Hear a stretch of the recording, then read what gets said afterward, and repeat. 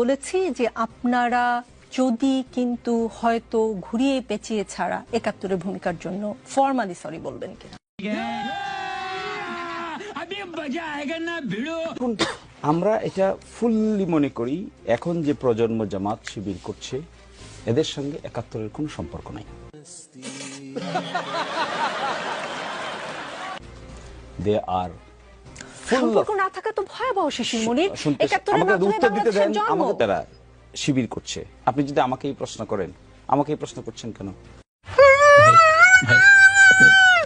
আমি ৮১ সালে জন্ম হয়েছে আমার।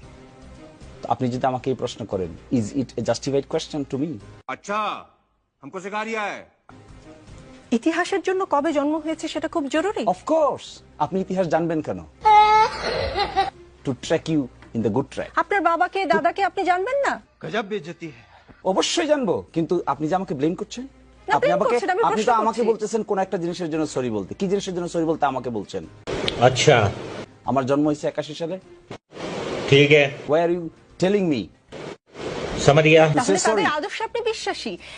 ৭১-এ যারা ছিলেন তাদের সেই আদর্শই তো আপনি বহন করছেন। This is what was the taking. বলতো তোমার বাবা রাজাকার, তুমি কি? তোমার তো জন্ম পড়ে, তাহলে তুমি কি? তুমি হলে চেতনায় রাজাকার।